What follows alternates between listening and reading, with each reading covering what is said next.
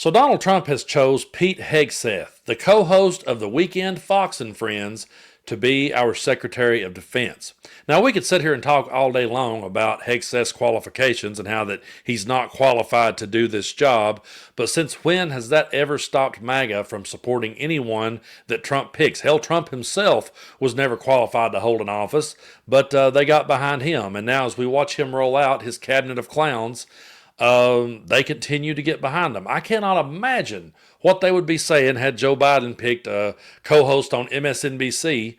But if you're looking for consistency with MAGA, do not hold your breath. Again, we could talk all day long about the guy's qualifications and how he's not qualified for the job, but I think this clip is the most disturbing to me, and maybe exactly why Trump picked him, because he is definitely tapping into the evangelicals and their absolute glee and joy at the thought of the end of the world coming on. I've never been a fan of doomsday prophets, and here is Pete Hegseth calling for a crusade and a holy war. So we're going to watch this clip here together and take a look at what this guy has to say, because I think this is important we hear. In a crusade for your country, you better be unafraid. Here's a portion. Here's an excerpt from chapter 3. I'm going to start with just a little tease here. I wrote, Americanism has been President Trump's mantra, and it must be ours. Regardless of our color, gender, creed, or class, we are Americans, damn it. And we will not apologize for it, never. And we're not even Republicans or even conservatives. Those small, boring, limiting labels won't suffice anymore, not even close. We are red-blooded Americans, and only full investment in Americanism can save our country. The Republican Party, by default, has become the only party of America. They must embrace this, or we will leave them too. So a little bit of a hanger there. This is not a book where you're going to get the regular argument. You're going to get it to the next level, unapologetic, and exposing the left. I talk about the isms, genderism, Islamism, feminism, and what it's morphed into, socialism, obviously, environmentalism, globalism, all of these things. And it's not just politics. You can win in politics, but if you lose in the culture, it's all about education. What are the kids learning in media, in school, middle school, high school, colleges? We make a lot of assumptions about where our culture is, and we're wrong.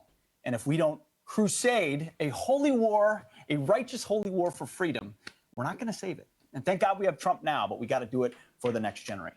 So yeah, thank God that they have Trump now, and he's going to somehow, I guess, have a holy war. This is the type of thinking that these people have that is truly destructive. It's a destructive way of thinking.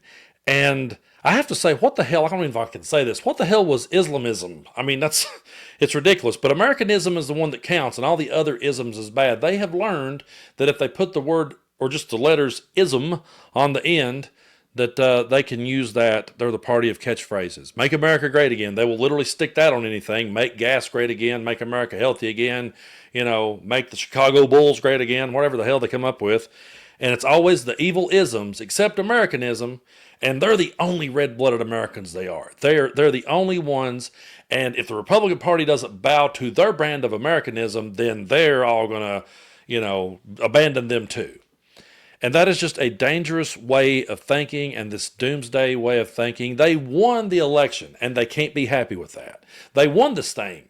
They won the popular vote. They won it all. And they still can't be happy because so many of them are sitting back waiting for this type of moment. Now, I want to say before I do what I'm about to do that, yes, it's true, I'm agnostic.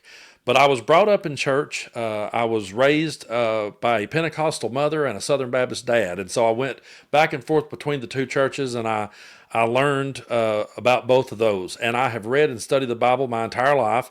And if I'm being brutally honest, I walked away from religion because it got too political. Because years ago, I saw them going so far to the right that I wanted no part of it. Or maybe I just grew up and realized they were there all along, actually. I think they've always been there, but I had to grow up and figure that out for myself. But see, when I went to church and when I read the Bible, I read a different part, and there was a different part that leaped out at me, and it wasn't all of the doomsday prophecies and how that we should have some sort of holy war or crusade. What always leaped off the pages at me was the words of Jesus where he taught us to be good to each other. And those are the things that I thought Christians were supposed to embrace more so than anything else. So we're going to do something a little bit different here. I'm going to read from the Bible, which I still have, and I still read, and I still study, because these people have bastardized it and got it wrong so much that I have no choice but to continue to study it and read it to find all the inconsistencies in their argument. And while they sit back and they always cheer for these doomsday moments and these crusades and these holy wars, they never go to Matthew chapter 5, and they never break it down right here. So, seeing the multitude, Jesus went on to the mountain, and when he was set, his disciples came unto him. And he said, Blessed are the poor in spirit, for theirs is the kingdom of heaven. Blessed are they that mourn, for they shall be comforted. When has Donald Trump or Maga ever comforted anyone who mourned but themselves? When have they ever reached out and comforted anyone? They have mocked the handicapped and disabled. They've laughed at him doing it. Blessed are the meek, for they shall inherit the earth. When has Trump ever been meek? When has anyone in MAGA ever been meek at all?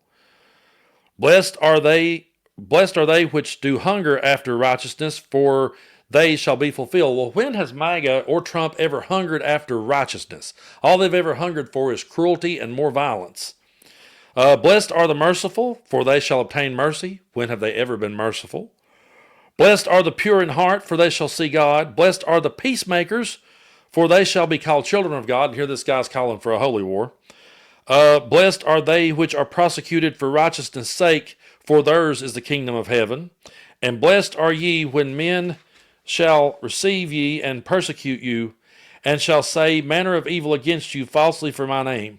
Rejoice and be exceedingly glad, for your reward is in heaven. See, your reward's not here. That's not where it's going to happen. The reward is not going to happen here. It goes on to say, you are the salt of the earth, but when the salt has lost its savor, wherewith shall it be salted? So this idea that we're going to start this holy war and we're going to wipe out everything, we're going to persecute people. Jesus actually talks about how it is them that is going to be the ones persecuted. Not that they're going to be carrying out the persecutions, not that they're going to be getting rid of all the isms. And this part, we're going to turn on over to Matthew chapter 24, and we'll start right here at verse 24. He says, For there shall arise false Christ, false prophets, and they'll show great signs and great wonders, insomuch that if it were possible, they will deceive the very elect. Well, how many ministers did you grow up sitting under that you thought was really smart? And how many cousins, how many family members did you have that you thought these are really smart people, and you've watched them be deceived by Donald Trump? Now, I've never pictured the false prophets coming along looking like Marilyn Manson, because that would be easy to pick out. You could pick out that, hey, that guy's not on our team. But to me, it would always come wrapped in an American flag and wrapped in a Bible, exactly like Donald Trump. It goes on to say, Wherefore, if they ever say to you, Behold, he's in the desert, go not forth. He is in the secret chambers, believe it not. For as the lightning cometh out of the east and shineth even into the west, so shall also the coming of the Son of Man. For wheresoever the carcass is, there will be eagles be gathered around it.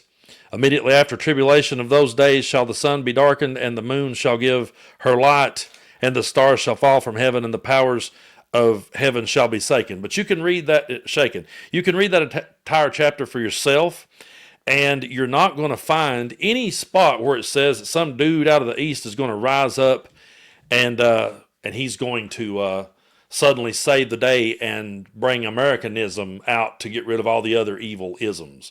And we're going to go one more time on a little bit further into Matthew chapter 25. And by the way, these are all the words in red. These are all supposed to be the words of Jesus Christ, who was supposed to be the original Lord and Savior, not Donald Trump. This is what he has to say about judgment.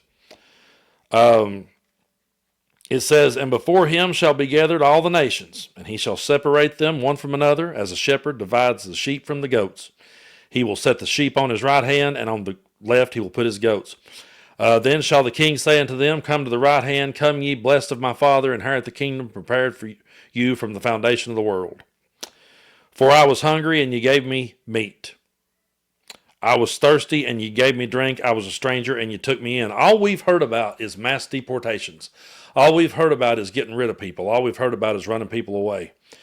Naked and you clothed me. I was sick and you visited me. I was in prison and you came unto me. When have we ever heard his healthcare plan as to how he's going to take care of the sick? He still doesn't have it. He has a concept of a plan. And then the righteous will answer and they will say, Lord, well, when did we see you hungry or thirsty, or when did we give you something to drink? When were you a stranger? When were you naked or clothed? When were you sick or in prison and we came unto thee? And the king will answer and say unto them, Verily I say unto you, insomuch as you have done for the least of my brethren, you have done it for me. And then he will say to them on the left hand, Depart from me, you are cursed into everlasting fire, prepare for the devil and his angels. For I was hungry, you gave me no meat. I was thirsty, you gave me no drink. I was a stranger, you didn't take me in. I was naked, you clothed me not. Sick and in prison, you visited me not. Then they will answer him, Lord, when saw we thee hungry or thirsty, or a stranger or naked or sick or in prison, and did not minister unto thee? And he shall answer unto them, Verily I say unto you, insomuch as you did not for the least of my brethren, ye did it not for me. How can anyone read from those words and then somehow make this connection that Donald Trump is carrying that on? Where's it at?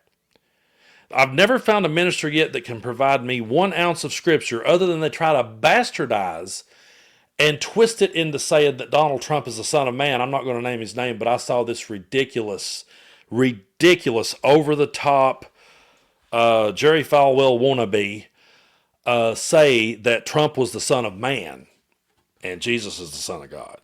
And that's where they have put their faith.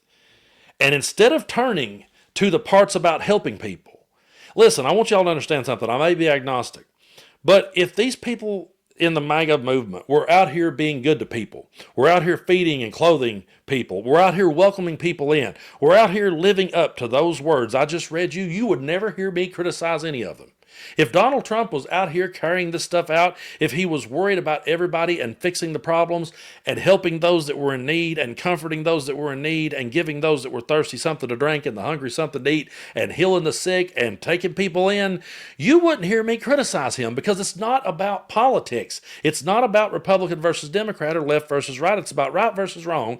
And they have done nothing but absolutely bastardized everything that I was ever taught to believe when I was a kid. And they sit back and wonder why people like me walks away from the church. Well, I can tell you that all the times that I have sat and talked with people who are agnostics and atheists today, there's very few that I can name that's been an atheist their entire life and was raised to be that way. As a matter of fact, when I think about it, I can literally only think of one friend who said, yeah, I was, from childhood, my parents were atheists, we were atheists, and that's just how I was.